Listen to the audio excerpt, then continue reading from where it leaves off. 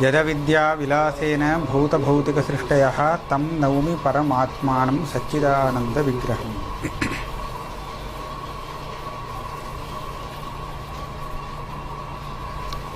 सुखदुःखाद्यवच्छिन्नचैतन्यस्य तद्वृत्त्यवच्छिन्नचैतन्यस्य च नियमेन एकदेशस्थित उपाधिद्वयावच्छिन्नत्वात् नियमेन अहं सुखी दुःखी इत्यादि ज्ञानस्य प्रत्यक्षत्वम्।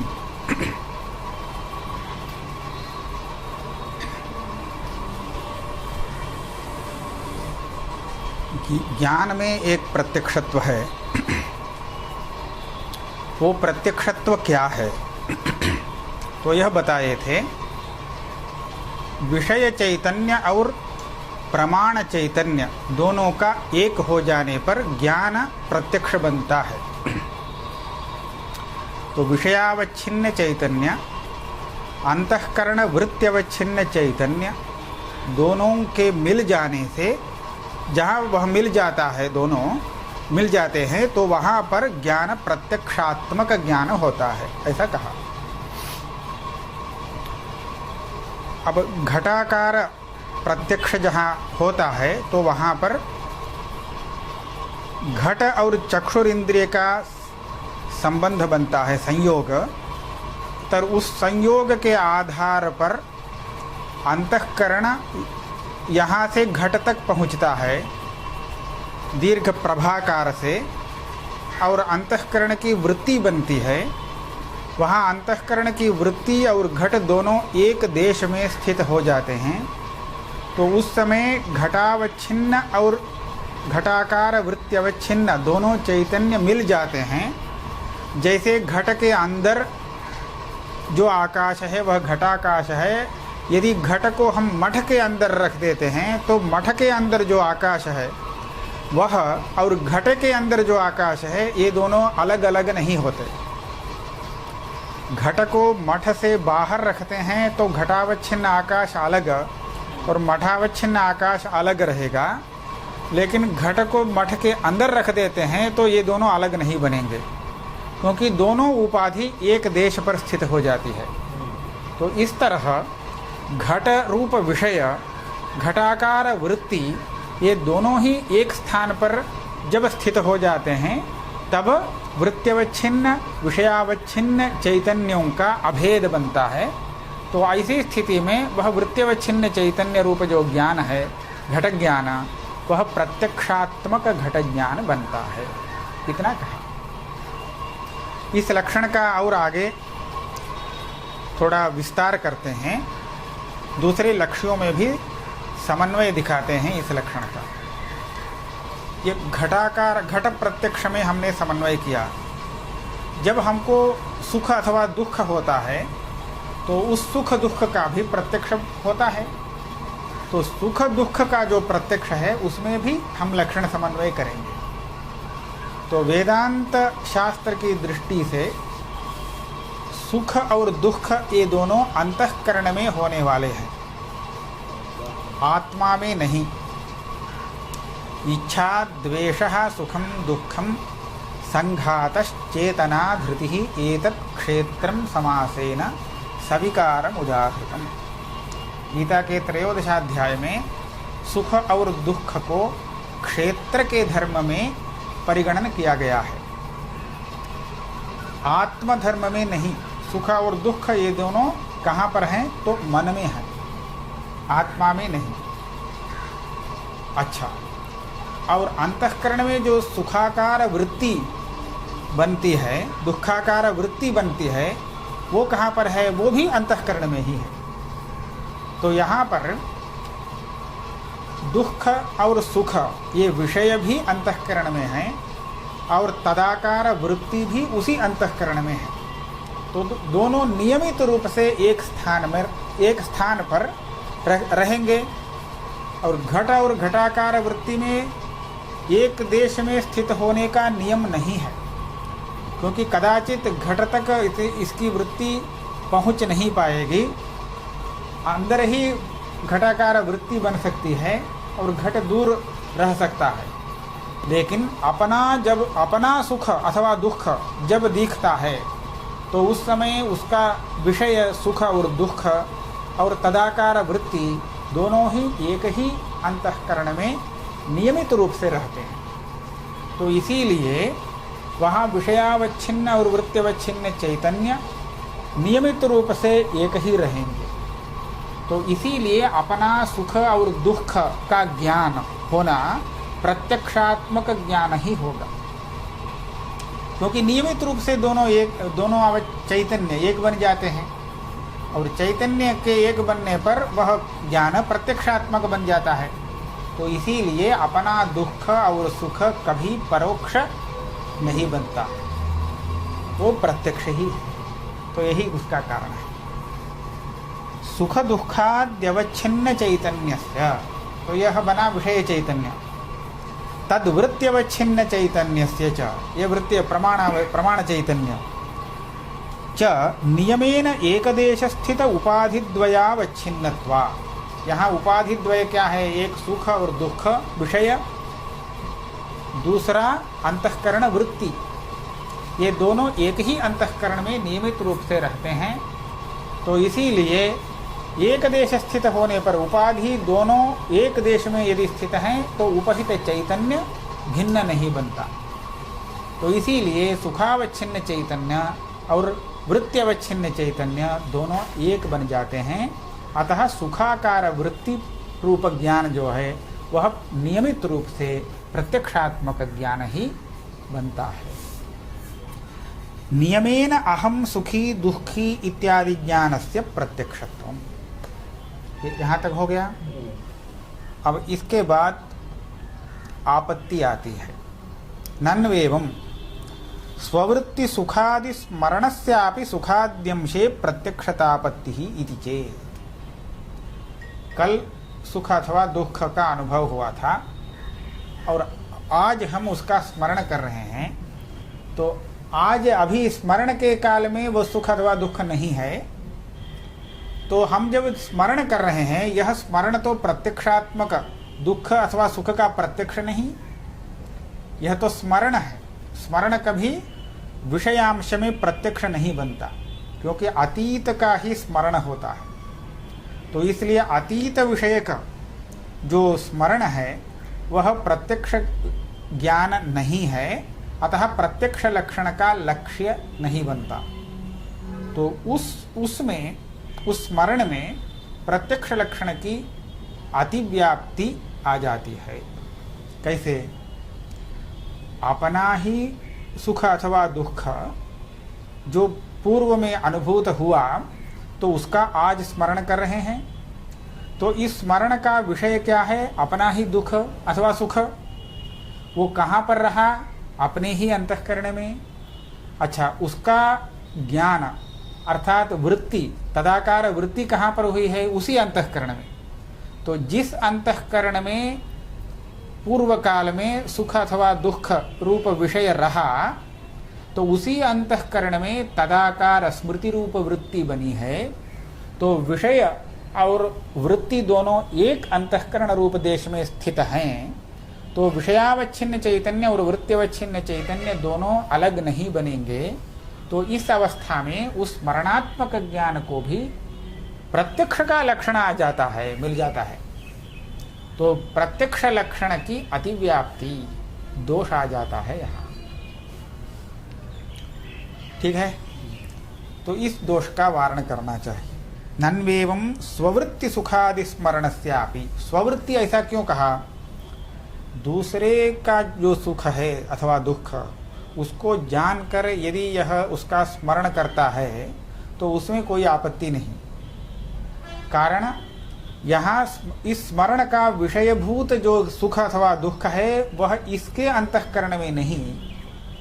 जहाँ स्मरण हो रहा है उस अंतःकरण में वह नहीं है, वो दूसरे अंतःकरण में है। तो इस तरह विषय सुख, विषयीभूत सुख और वृत्ति दोनों भिन्न देश में आ जाते हैं।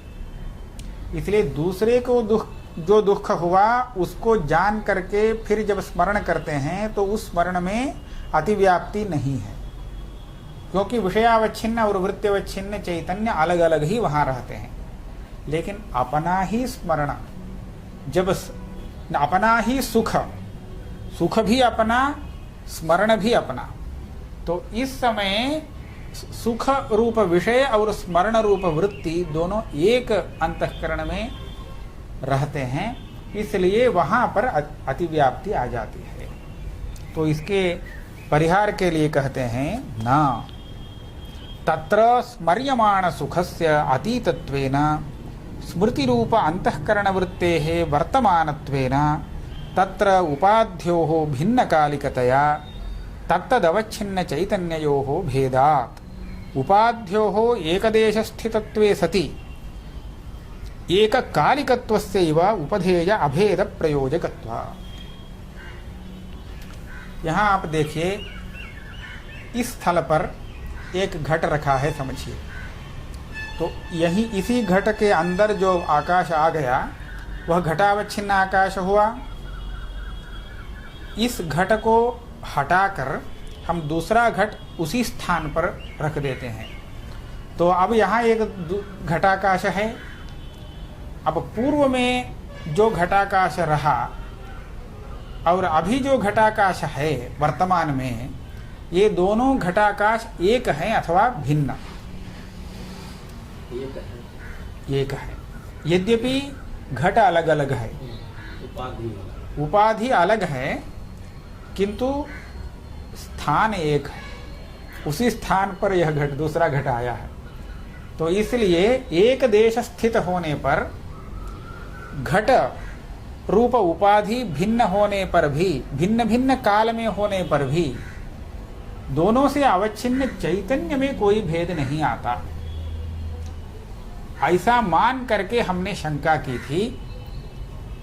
विषय जिस अंतःकरण में था, सुख अथवा दुख, उसी अंतःकरण में बाद में स्मृति रूप अंतःकरण वृत्ति बनी है, और इसीलिए वही अंतःकरण है, उसी अंतःकरण अवच्छिन्न चैतन्य का विषय भी एक उपाधि बना था और अभी वृत्ति भी उपाधि बन गई है। तो इसलिए दोनों से अवच्छिन्न चैतन्य एक बनता है, ऐसा कहे थे। हम इस नियम में थोड़ा परिवर्तन करेंगे। उपाधियों को केवल एक देश में स्थित हो जाने मात्र से भेद, उपहित में भेद नहीं होगा, ऐसी बात नहीं। जब दोनों उपाधि एक ही समय में एक देश में स्थित हो, तभी उपहित का अभेद बनेगा। ऐसा नियम में थोड़ा सा परिवर्तन करते हैं। तो जहां पूर्व में एक घट था, वह घट हट गया, उसी स्थान पर दूसरा घट आया, तो यहाँ पूर्व घटावच्छिन्न और उत्तर घटावच्छिन्न आकाश को हम एक नहीं मानेंगे, क्योंकि दोनों उपाधियों में काल भेद है।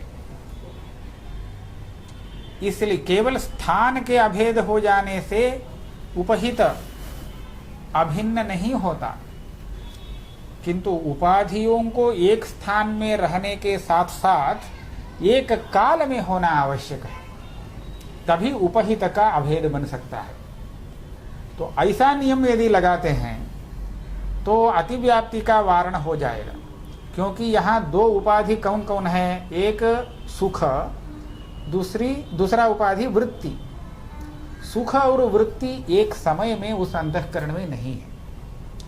स्मर्यमाण सुख, स्मरण का विषयीभूत जो सुख, वह अतीत हो चुका है, और वृत्ति तो वर्तमान में है। तो दोनों यद्यपि एक अंतःकरण रूप स्थान वाले हैं, फिर भी एक काल में नहीं है। इसीलिए वहां विषयावच्छिन्न चैतन्य और वृत्त्यवच्छिन्न चैतन्य को एक नहीं माना जा सकता।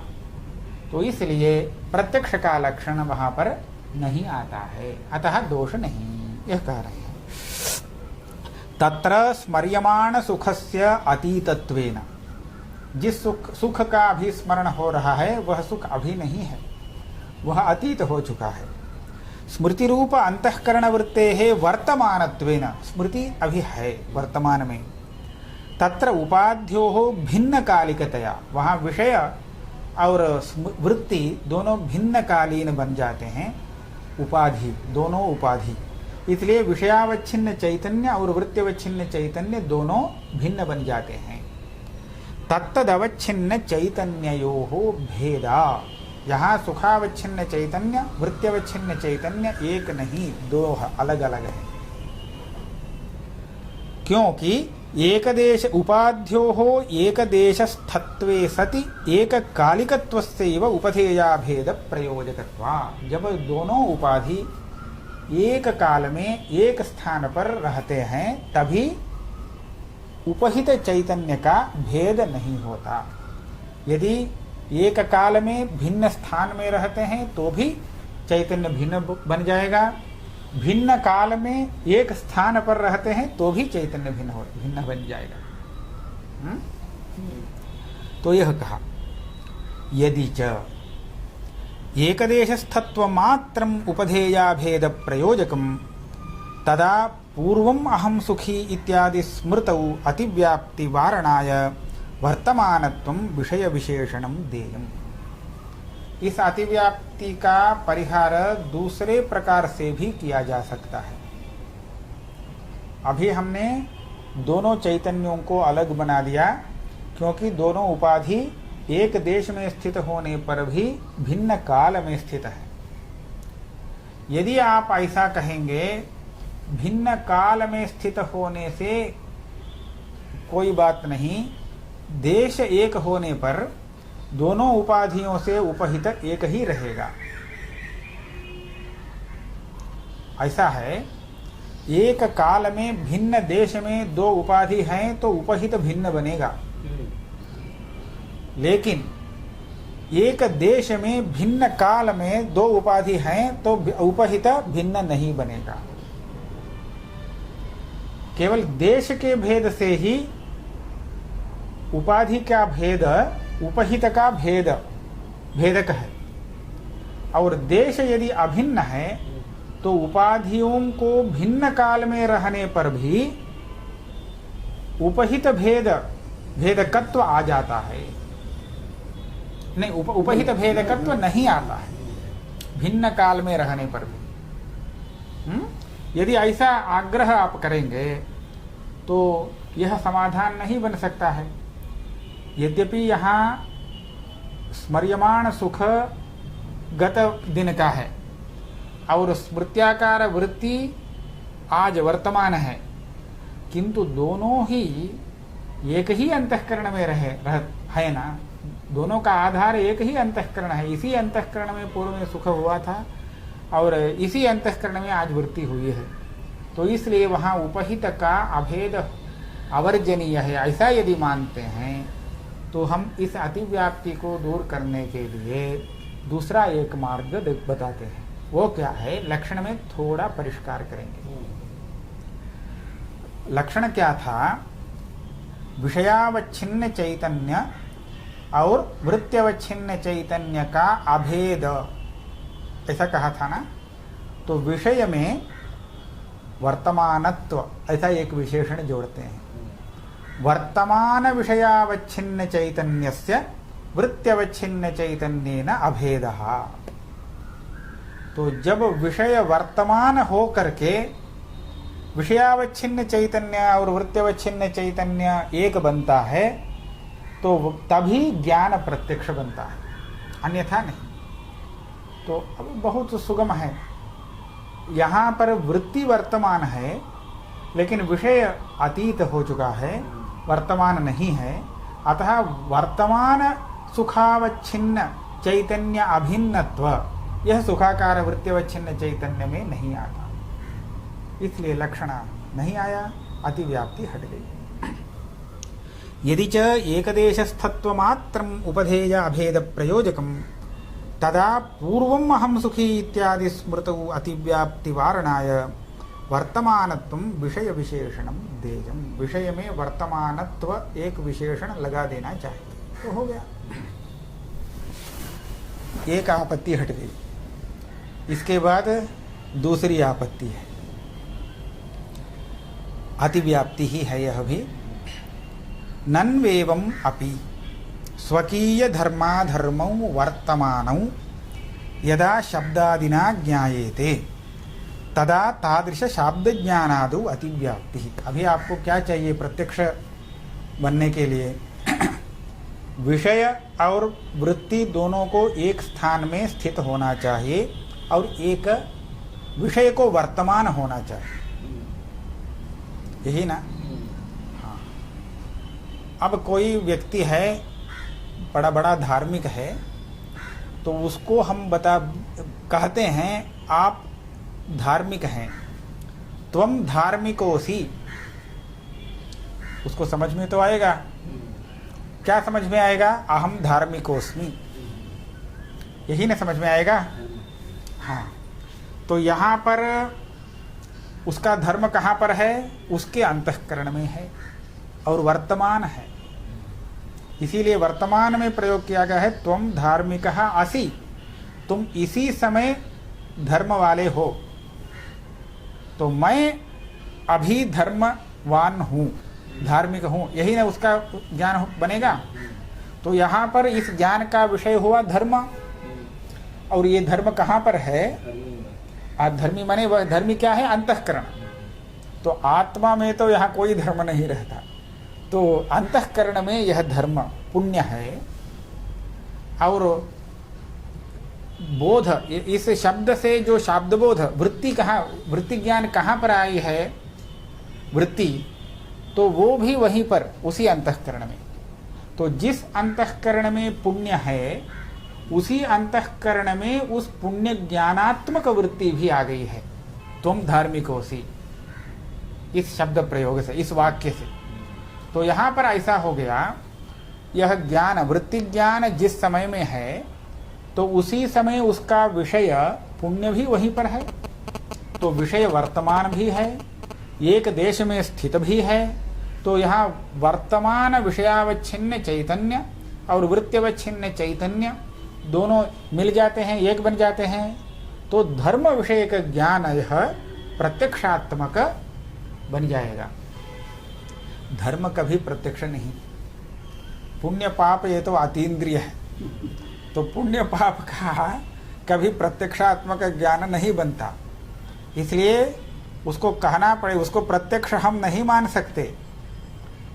तुम धार्मिकोसी, हाँ मैं धार्मिक हूँ, ऐसा यदि ज्ञान होता है तो ये तो केवल परोक्ष ज्ञान है धर्म के विषय में, किंतु आपका लक्षण उसमें आता है प्रत्यक्ष का लक्षण।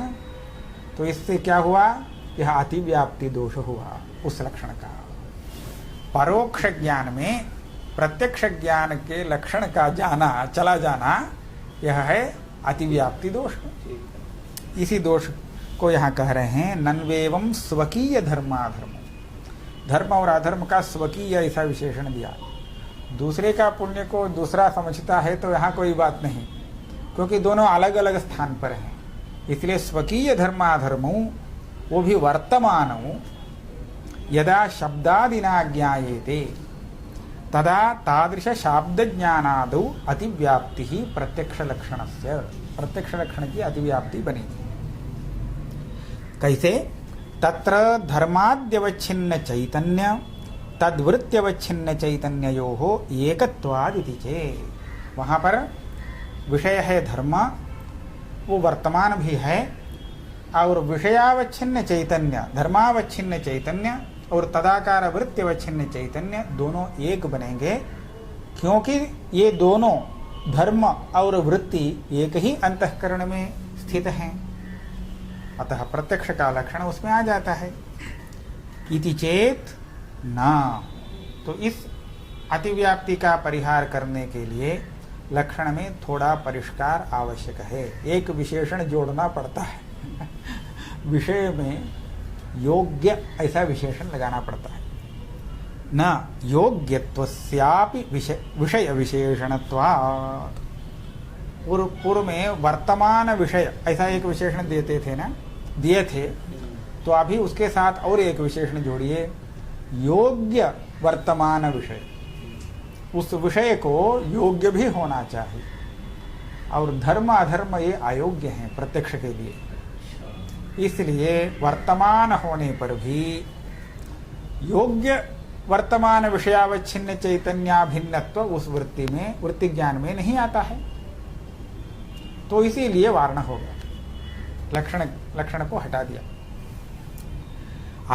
तो यहां प्रश्न आएगा, इसी अंतःकरण में सुख दुख भी होते हैं और पुण्य पाप भी उसी अंतःकरण में, तो सुख दुख आदि योग्य हैं और धर्म अधर्म अयोग्य हैं, कैसे निर्धारण होगा?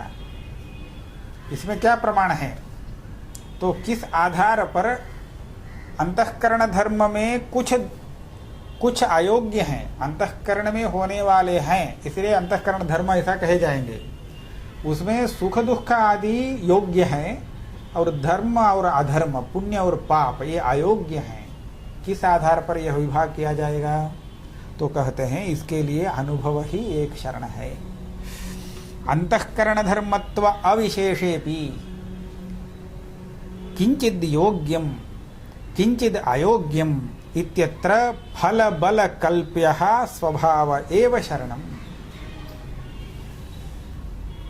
सुख दुख भी अंतःकरण में ही है, पुण्य पाप भी उसी अंतःकरण के हैं, किंतु सुख दुख योग्य हैं और पुण्य पाप अयोग्य हैं।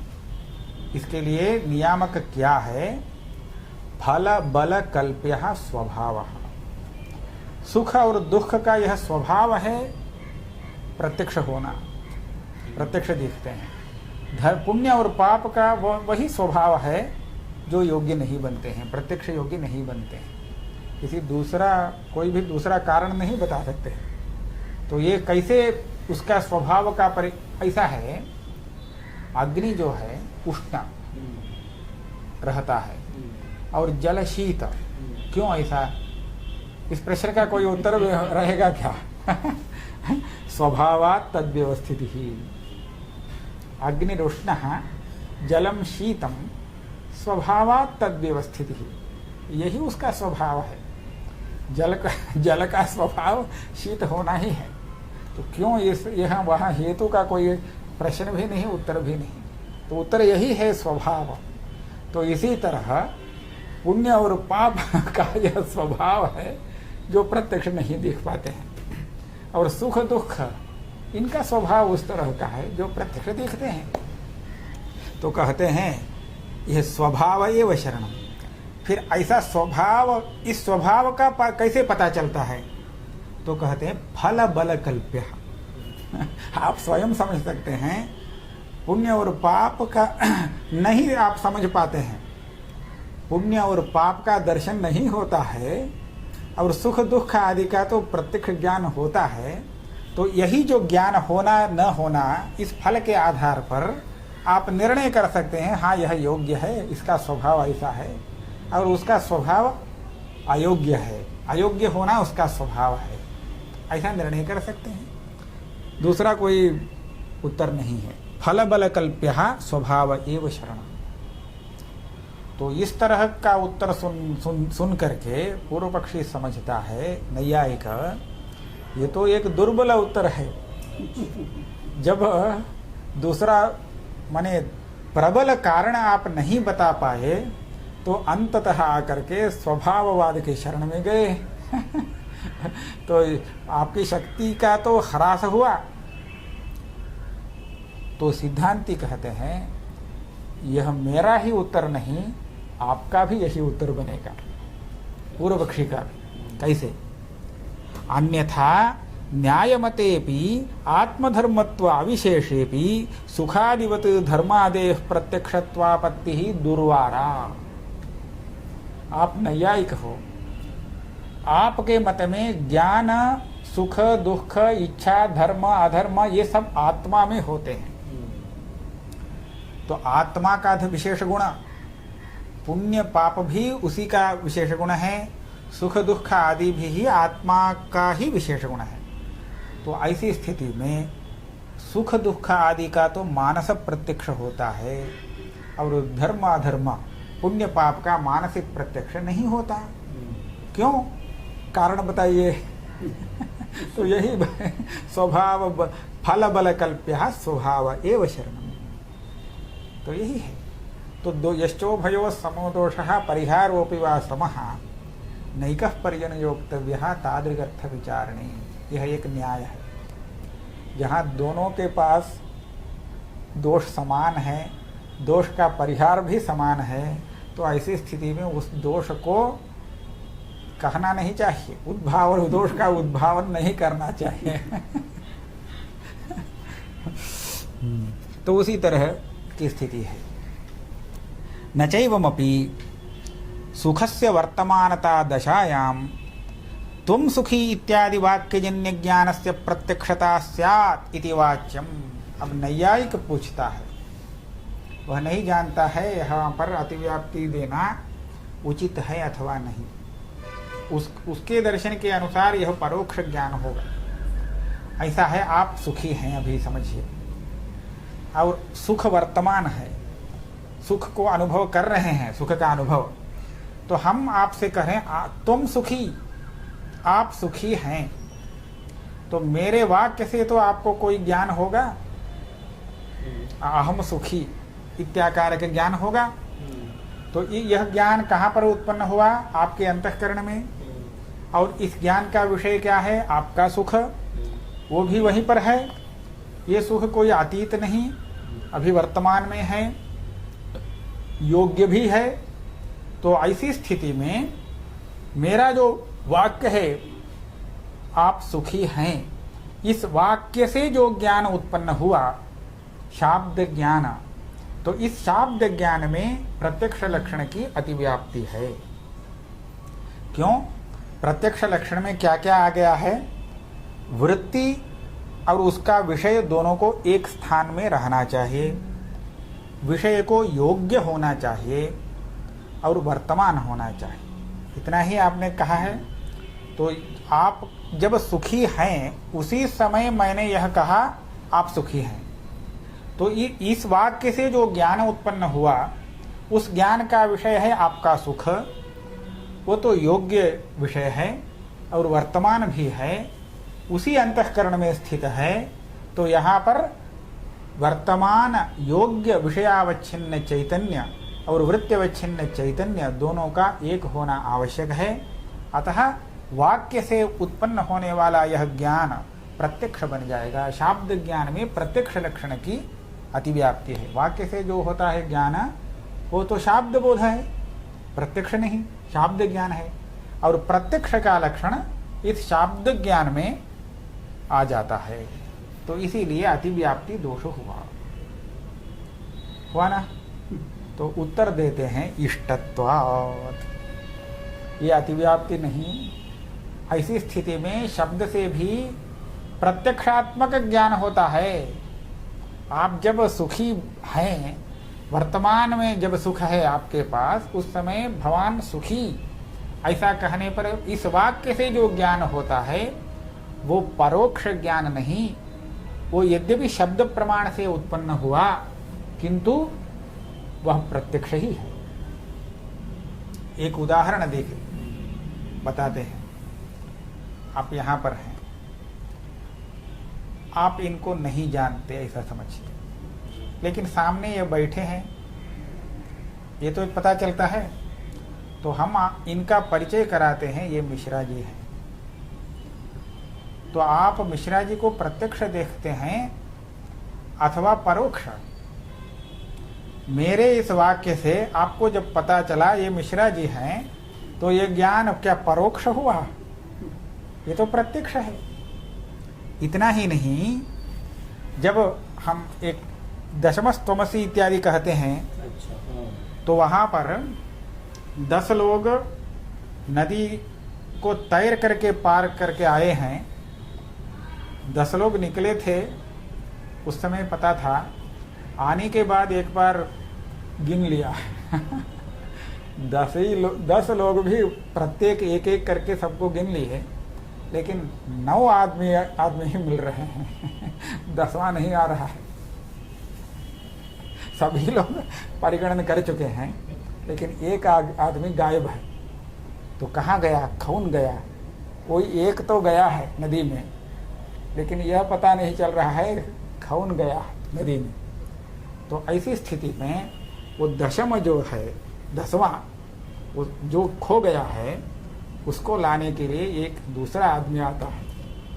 वो बताता है हमारे सामने गिनो।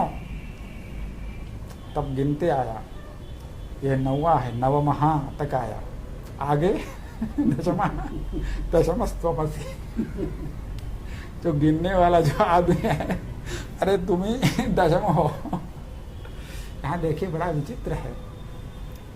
जब वह निकला था अपने साथियों के साथ, उस समय उसको पता है वो जो 10 लोग हैं उसमें मैं भी एक हूं। पता है ना, अपने को छोड़ करके वह 10 नहीं कह रहा है। जो आगे जा रहे हैं वो उन जाने वालों में 10 लोगों में मैं भी एक हूं, इसका तो पता है। लेकिन यहां गिनते समय अपने को छोड़ करके गिन रहा है। तो क्या हुआ, अपना विस्मरण हुआ। गिनते समय विस्मरण हुआ। लेकिन जब 10 संख्या है तो उसमें तो स्मरण है, एक एक इसीलिए कम पड़ रहा है, नहीं तो कोई आपत्ति नहीं। तो इस तरह दशमस्त्वमसि ऐसा जब वह कहा तो हाँ मिल गया 10वां। जो खोया हुआ मनुष्य भी मिल गया, अब वापस आ गया। तो इस यहाँ पर देखिए अब प्रत्यक्ष अनुभव हो रहा है अपना। तो दशमस्त्वमसि यह वाक्य है, शब्द, लेकिन इस शब्द से तो प्रत्यक्ष रूप में वो 10वां व्यक्ति मिल गया। तो इस तरह शब्द से भी प्रत्यक्षात्मक ज्ञान होता है। तो इस दृष्टि से देखें तो जब आपका सुख वर्तमान है और आप उसका अनुभव कर रहे हैं, उसी समय मैं यदि शब्द से आपको यह बोलता हूं आप सुखी हैं, तो इस वाक्य से जो ज्ञान उत्पन्न होगा वह भी प्रत्यक्ष ही है, परोक्ष नहीं। दशमस्त्वमसि इत्यादि सन्निकृष्ट विषये शब्दात् अपि अपरोक्ष ज्ञान अभ्युपगमा। शब्द प्रमाण से भी अपरोक्ष ज्ञान उत्पन्न हो सकता है, माने प्रत्यक्ष। कब? जब उस ज्ञान का विषय सन्निहित हो। हाँ, अर्थात निकट माने वृत्त्यवच्छिन्न विषयावच्छिन्न चैतन्य दोनों एक हों। तो ऐसी स्थिति में वह वृत्ति इंद्रिय से ही उत्पन्न हो अथवा शब्द से उत्पन्न हो, अनुमान प्रमाण से, किसी भी प्रमाण से उत्पन्न हो, यदि विषयावच्छिन्न चैतन्य वृत्तिवच्छिन्न चैतन्य दोनों एक बन जाते हैं तो वह वृत्ति प्रत्यक्षात्मक वृत्ति बनती है, उसका प्रमाण कुछ भी हो। यह स्थिति है। इसीलिए ये सब बहुत सोच करके प्रत्यक्ष का नया लक्षण बनाए। अब शब्द प्रवाक्य से जो ज्ञान हुआ वो भी ज्ञान प्रत्यक्ष संभव है। ये दूसरा भी उदाहरण देते हैं। आकाश में चंद्र क्या है, इसको कोई एक बालक नहीं जानता, समझिए। चंद्र के बारे में जानता है लेकिन चंद्र को नहीं जानता है। वो देखता है आकाश में तो वहाँ बहुत से नक्षत्र हैं, नक्षत्रों के साथ वास्तव में चंद्र भी है आकाश में, लेकिन वह नहीं पहचान पाता है चंद्र कौन है ना। तो इस स्थिति में वह पूछता है कश्चंद्रः अस्मिन् ज्योतिर्मंडले चंद्रः कहाँ, पूछता है। तो उसके प्रत्यक्ष प्रमाण चंद्र को नहीं दिखा पाए उस समय, चक्षुरिंद्रिय से वह चंद्र को नहीं समझ पाया, लेकिन पास में स्थित व्यक्ति बताता है वो जो गोल है बड़ा सा है वही चंद्र है, प्रकृष्ट प्रकाशः चंद्रः। अब तो पहचान गया, लेकिन ये परोक्ष नहीं, क्योंकि आंख ऊपर है, देखने योग्य स्थिति में है। तो ऐसी स्थिति में प्रकृष्ट प्रकाश चंद्र इस वाक्य से जो ज्ञान उत्पन्न हुआ वो अपरोक्ष है, वो भी अपरोक्ष है। यहाँ आप यह नहीं कह सकते हैं नेत्र से उत्पन्न हुआ, ऐसा नहीं।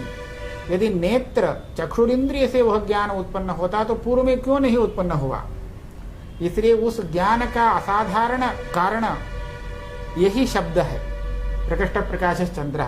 इसी शब्द से वह ज्ञान उत्पन्न हुआ, किंतु उत्पन्न हुआ वह ज्ञान परोक्ष नहीं, प्रत्यक्षात्मक ही है।